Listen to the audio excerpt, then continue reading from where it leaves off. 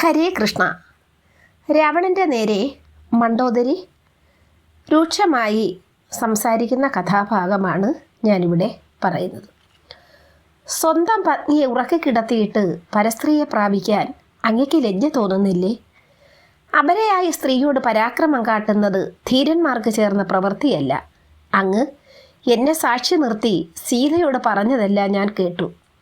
സ്വന്തം ഭർത്താവ് കാമാന്ധനായി നീചകൃത്യങ്ങൾ ചെയ്യുവാൻ ഒരുമ്പെടുന്നത് ഒരു പത്നിയായി എനിക്ക് കണ്ടു നിൽക്കുവാൻ കഴിയുകയില്ല. മണ്ഡോദരിയുടെ രോഷം കലർന്ന വാക്കുകൾ രാവണനെ തളർത്തി. അയാൾ എല്ലാത്തിനും കാരണക്കാരി സീതയാണെന്നുള്ള അർത്ഥത്തിൽ ജാനകിയെ രൂക്ഷമായി ഒന്ന് നോക്കി. അത് കണ്ടുനിന്ന രാക്ഷസികളിൽ ചിലർ ആംഗ്യത്തിലൂടെ സീതയെ ആശ്വസിപ്പിച്ചെങ്കിലും സീത അതൊന്നും ശ്രദ്ധിച്ചതേയില്ല. ജാനകി രാവണനോട് പിന്നെയും കയർത്തു പറഞ്ഞു, എടാ പാപി, നീ എന്നെ അപഹരിച്ച നിമിഷം തന്നെ ഞാൻ മരിച്ചു കഴിഞ്ഞു.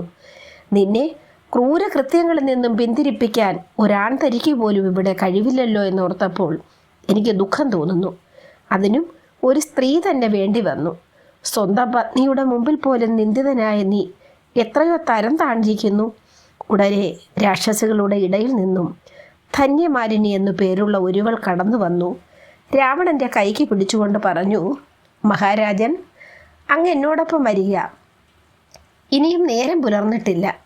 അങ്ങേക്ക് വേണ്ടതെന്തും ഈ ഉള്ളവൾ നൽകാം എന്ന് പറഞ്ഞു ധന്യമാലിനി രാവണനെ ആശ്ലേഷിച്ചുകൊണ്ട് ആ കൈക്ക് പിടിച്ചു മെല്ലെ നടന്നു തുടങ്ങി.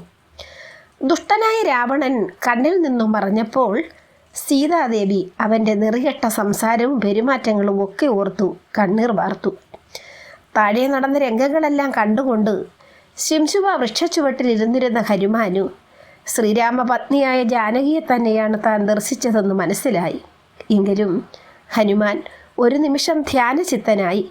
രാവണൻ ശ്രീരാമദേവനെ പരിഹസിച്ചതും സീതാദേവിക്ക് അന്ത്യശാസനം നൽകിയതും മാരുതിയുടെ മനസ്സിൽ തീവ്രമായ വേദന ഉളവാക്കി. രാമനെ നിന്ദിച്ച രാക്ഷസന്റെ നാവ് അർത്താലോ എന്നൊരു നിമിഷം ഓർത്തുപോയി.